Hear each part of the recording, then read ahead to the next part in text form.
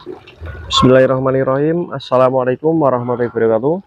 Jumpa lagi dengan saya di channel RDM Lele Tumbuh Farm. Dalam video kali ini saya akan membahas mengenai tentang proses dalam perawatan larva ikan lele, teman-teman ya. Nah, untuk teman-teman yang baru belajar dalam proses budidaya ikan lele, sebaiknya teman-teman nonton video saya dari awal sampai akhir ya, supaya teman-teman tahu dan paham mengenai tentang cara dalam proses perawatan larva ikan lele.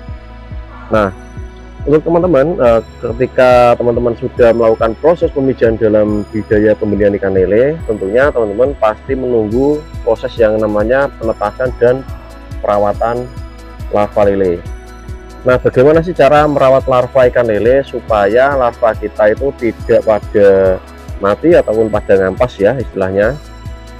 Nah, teman-teman, langkah-langkah yang harus kita lakukan adalah kita persiapkan media atau sistem kocor seperti yang ada di video ini, teman-teman ya. Ini saya akan tunjukkan dari dekat, teman-teman ya. Ini hal yang saya sampaikan ini sebaiknya teman-teman perlu dicatat ya. Nah, kita berikan air kocoran mengalir dengan volume yang kecil tapi dengan posisi seperti yang ini ya, seperti shower istilahnya, teman-teman ya. Nah, tujuannya apa? Tujuannya supaya kocoran ini itu nantinya itu bisa yang pertama dia menjaga suhu dan kondisi air ya. Yang kedua menjaga supaya oksigen tetap tercukupi ya yang ada di kolam pembenihan ya. Lalu yang ketiga supaya menjaga kualitas air ya sama pH air, teman ya. Nah, hal ini perlu teman-teman aplikasikan pada media kolam pembenihan ya. Nah, selain dari air kocoran, apa saja sih persiapan supaya kita bisa merawat larva lele itu supaya nantinya berjalan dengan baik. Nah, selain dari media kocor seperti yang ada di video ini, teman ya, teman-teman juga harus mempunyai yang namanya itu sarung seperti ini, teman ya. Jaring kasa ini ya, saya lupa untuk menyampaikan kepada teman-teman ya. Jaring kasa ini kita siapkan untuk menjadi lapisan dari penutup atau pembuangan ya, supaya nanti larvanya tidak ikut terbuang ya. Nah, ini airnya mengalir 24 jam, teman-teman ya.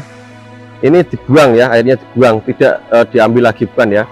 Jadi ada yang berkomentar, "Bang, itu sistem mesin water pumpnya gimana?" Ini tidak pakai mesin water pump, teman ya, tapi dengan menggunakan air tandon ya. Jadi ini saya menggunakan otomatis ya, sibel otomatis, teman ya.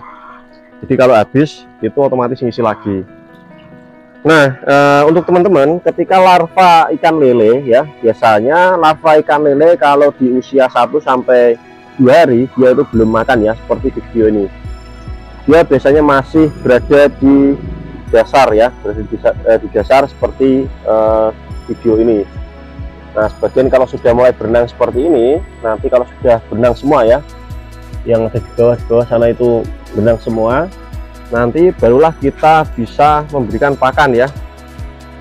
Nah, untuk teman-teman mungkin ada yang belum tahu ya, proses pemberian pakan yang aman untuk larva ikan lele itu bagaimana sih. Nah, ini saya akan spilkan, teman ya. Nah, ini pakan alami untuk larva ikan lele ya, kalau teman-teman belum tahu ya, yaitu adalah cacing sutra ya. Nah, kebetulan hari ini cacing sutra di tempat saya harga tembus di sekitar 20.000 per gelas ya, teman-teman ya. Jadi agak mahal ya.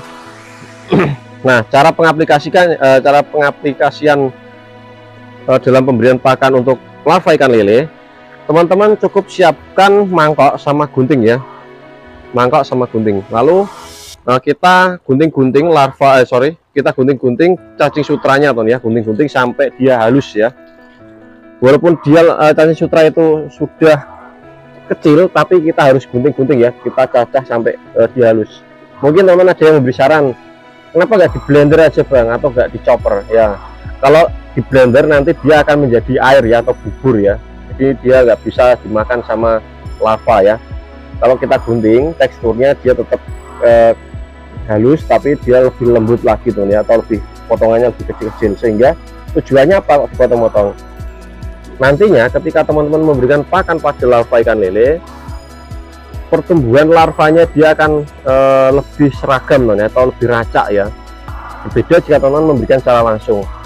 Nah, kalau teman-teman ingin memberikan secara langsung ya silahkan, itu juga bisa ya. Nah, untuk teman-teman pasti ada juga yang bertanya, Bang, itu putih-putih yang ada di video ini apa ya? Ini adalah salah satu telur atau contoh telur yang tidak menetas ya, atau bonor ya. Nah, kemarin kebetulan waktu saya proses pemijahan ini 90% menetas ya teman ya. Jadi alhamdulillah sangat banyak sekali ya. Tapi ini di video ini nggak kelihatan ya, yang kelihatan hanya putih-putih itu aja ya. Padahal larvanya itu yang yang hitam-hitam di bawah tirai bambu itu ya. Tuh ini sampai sana itu kelihatan ya teman ya. Yang bagian ini itu larva semua teman ya, dia masih berada di dasaran. Nah, setelah teman-teman memberikan pakan cacing sutra, proses pemberian cacing sutra itu kita lakukan setelah 3 hari pertama ya. Jadi dalam prosesnya, setelah kita proses pemijahan, telur sudah keluar ya, atau sudah menetas, 3 hari kemudian atau larva sudah berenang ya, berenang seperti yang ada di video ini, tapi sudah rata ya teman-teman. Jadi untuk cadangan pakannya itu sudah habis ya, jadi dia berenang semua, dan itu waktunya kita kasih pakan ya. Nah, jumlah pemberian pakannya kita harus tentukan sesuai dari kapasitas ikan ya. Kalau terlihat sangat banyak, kita belilah cacing sutra itu paling 12 ya teman ya. 12 itu paling banyak ya. Mungkin kalau teman jumlah pemijahannya indukan berapa, kalau 2 ya mungkin kita siapkan 1 gelas saja ya. Tapi kalau untuk 3 atau 4 mungkin kita siapkan 3 atau mungkin 4 gelas ya, tergantung dari jumlah menetasnya telur ya. Nah, setelah kita melakukan proses pemberian pakan cacing pada awal pertama, itu kita kasih setiap harinya itu pasti ada peningkatan ya. Jadi yang sebelumnya kita kasih 1 gelas, mungkin hari kedua, hari ketiga itu mungkin habis 1 kali pemberian pakan itu mungkin 3 gelas ataupun 4 gelas. Jadi seperti itu. Jadi tidak setiap harinya itu tidak tetap ya. Mungkin teman-teman kalau nggak tahu nanti dikasih 1 gelas terus sampai 7 hari atau 10 hari, itu nanti akan memperburuk keadaan, karena nantinya larva akan kanibal ya, karena kekurangan pakan, bahkan dia akan mati karena kurangnya pakan ya. Yang bagian pembuangan itu juga itu larva ikan lele teman ya. Jadi sangat banyak sekali, karena bagian pembuangan itu kan posisinya nyekung gini ya, jadi dia bergerombol bagian penutup pembuangan itu ya. Nah, setelah teman-teman melakukan proses tersebut, ini saya akan kasih sedikit tambahan dalam proses perawatan larva ikan lele ya. Ketika teman-teman melakukan proses perawatan ikan lele dan menjumpai kolam tersebut ada busa ya, langkah yang harus teman-teman lakukan adalah kita membuang kurang lebih sekitar 60 ataupun 50% kondisi air ya. Bahkan kalau paling parah itu sekitar 70% kita buang dan kita tambahkan air baru. Kalau posisi kolam berbusa dan juga larva mulai bergerombol atau membentuk semacam pusaran ya, dia berada di pojok, berada di tengah, jadi seperti itu ya.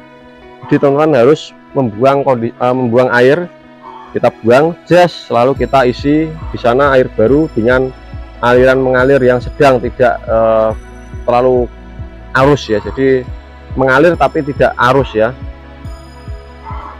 Oke, mungkin itu saja teman ya yang bisa saya bagikan untuk teman-teman. Jika ada suatu kurang dalam video ini, saya mohon maaf sebesar-besarnya kepada teman-teman ya. Saya mengucapkan terima kasih untuk teman-teman yang sudah menonton video saya dan sudah mendukung channel saya dari awal sampai akhir ya. Oke, video ini saya akhiri dengan kata assalamualaikum warahmatullahi wabarakatuh. Salam petani ikan lele Nusantara, salam sukses ya, sukses selalu untuk teman-teman.